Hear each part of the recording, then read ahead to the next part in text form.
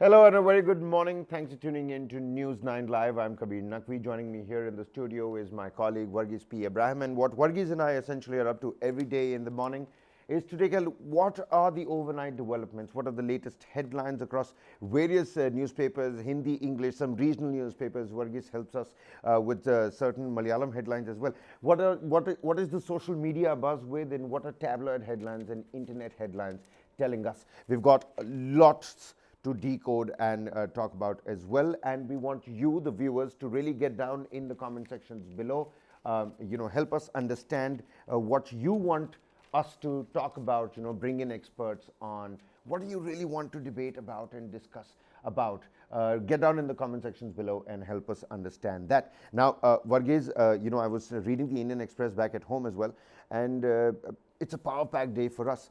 The Prime Minister, he's spoken some words. He says, emergency, a dark period in India's history. Democracy supporters were tortured right ahead of his state visit from the 21st to the 25th. The major deals that he's supposed to sign there.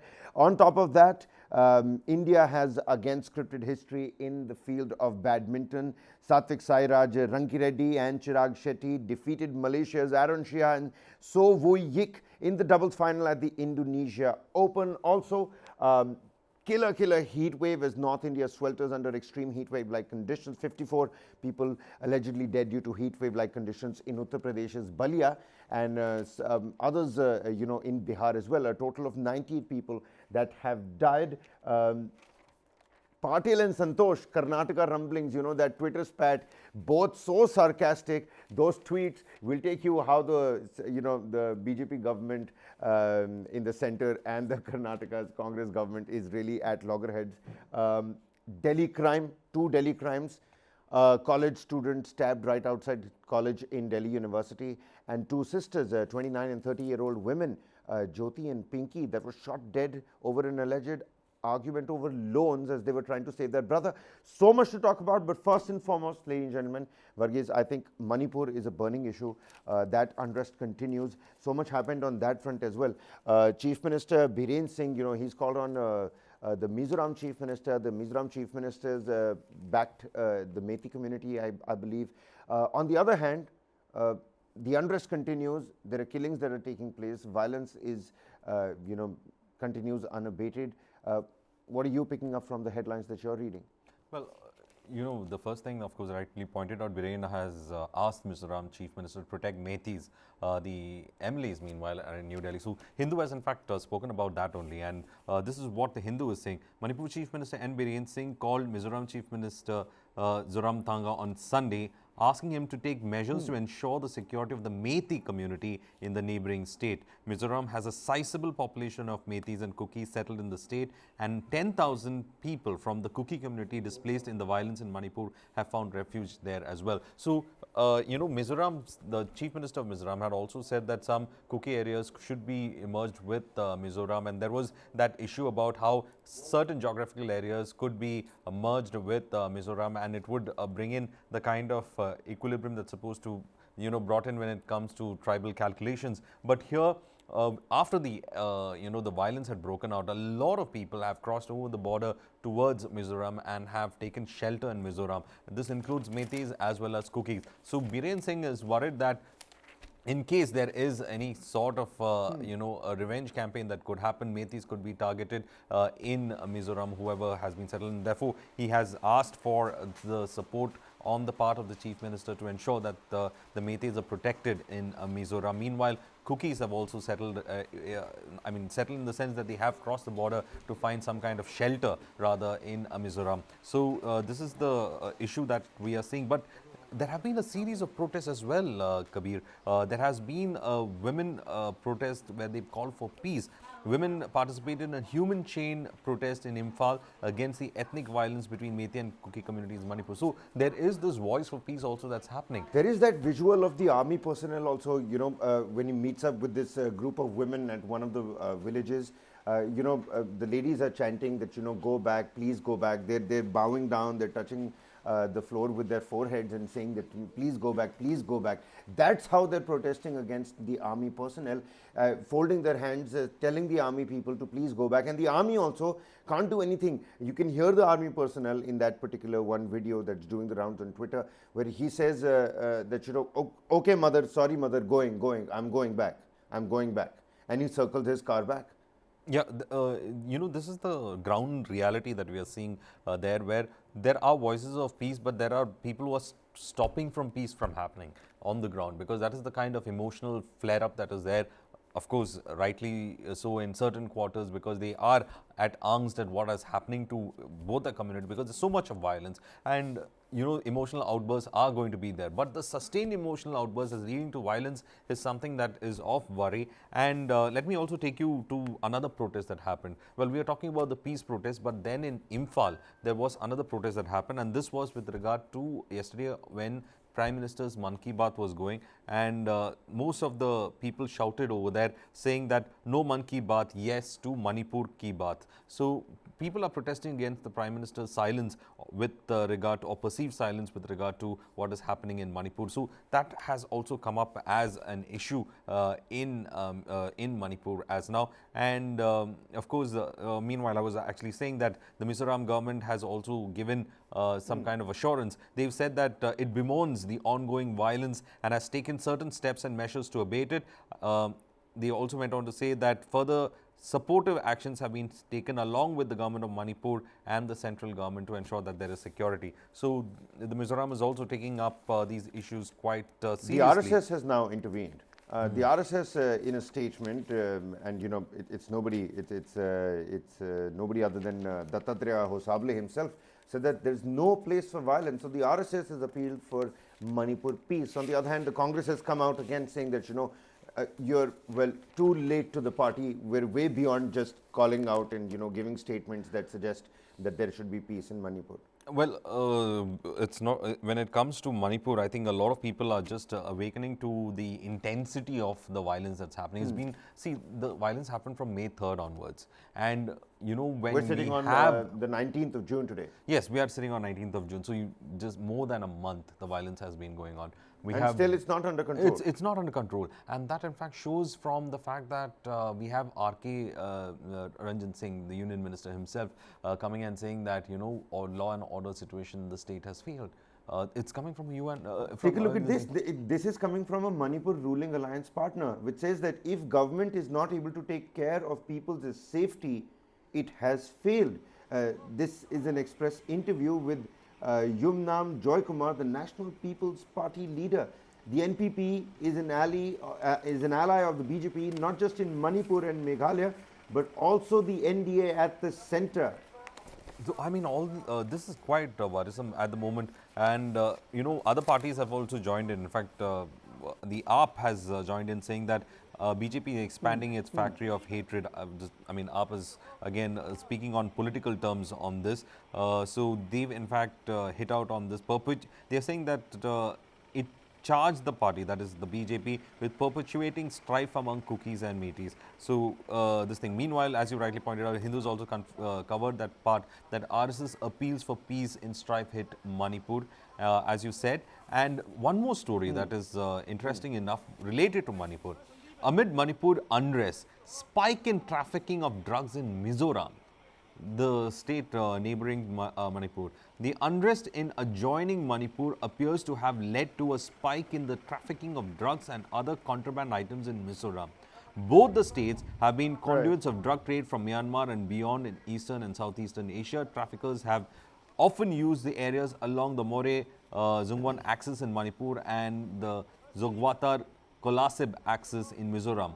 But since May 3rd, when violence broke out in Manipur, trafficking of heroin, cocaine, methamphetamine and cannabis, apart from areca nuts and foreign cigarettes, has registered a spike in Mizoram. So you see, the lawlessness in Manipur could have a destabilizing effect even on adjoining states. So it's not a Manipur issue alone. It is an issue when it comes to the issue about what the state, the stability of the states of the entire Northeast. You can't have so many displaced people moving around Northeast. You can't have the rise in this kind of trafficking when it comes to drugs, because when there is breakdown of law and order situation, of course, the police who are supposed to man the post, they're trying to restore peace, and then this is actually, this because shows that this tells us that the supply of that particular trade is important for people on both sides of the border, and that supply is huge, and they're taking advantage of the situation and now. make use of those loopholes as well.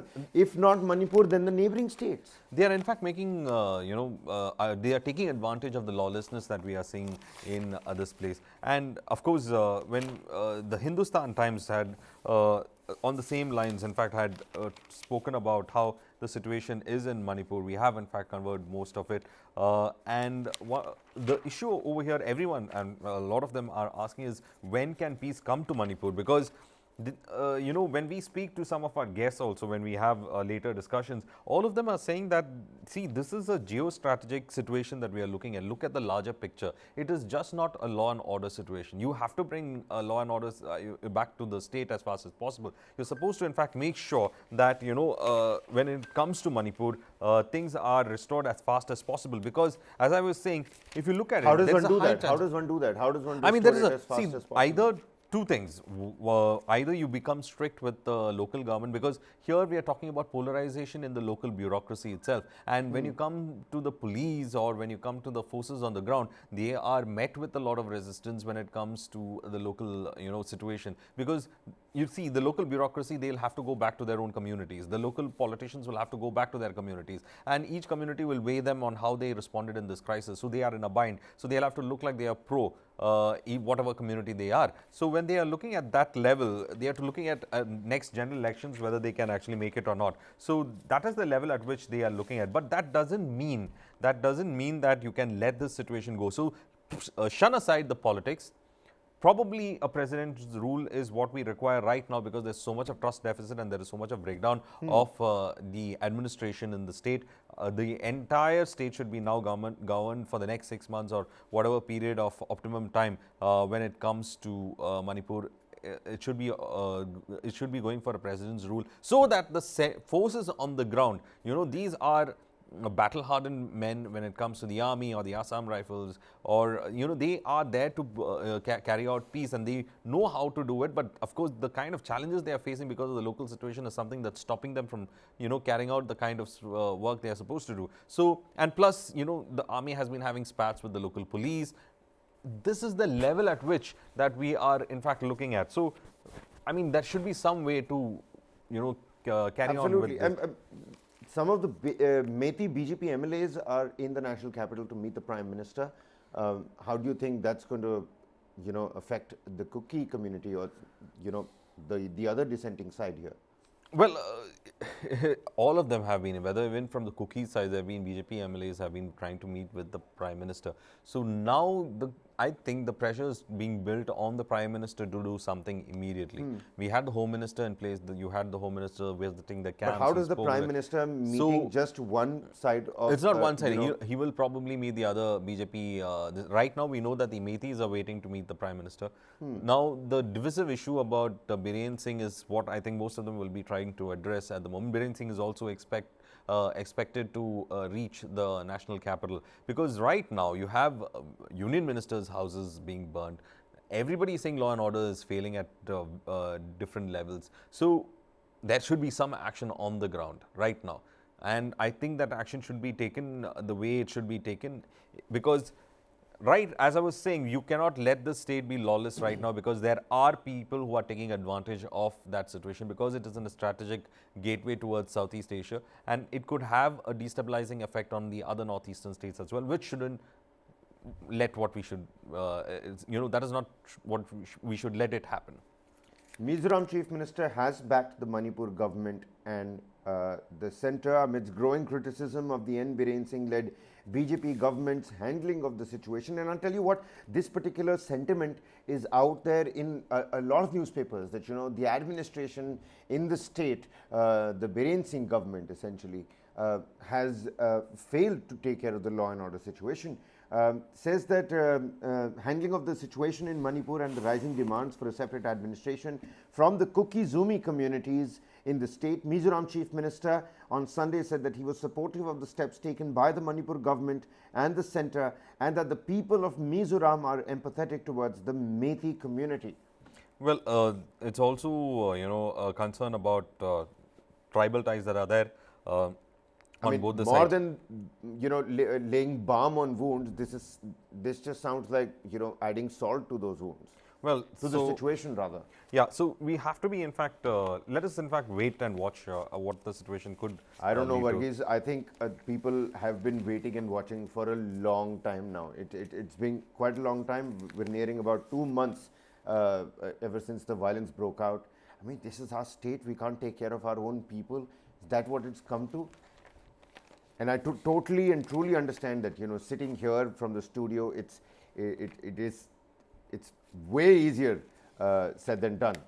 Well, But it is way easier, and also one thing that we should understand is there are complexities that are involved in this. It is not a simple. There is a history to this.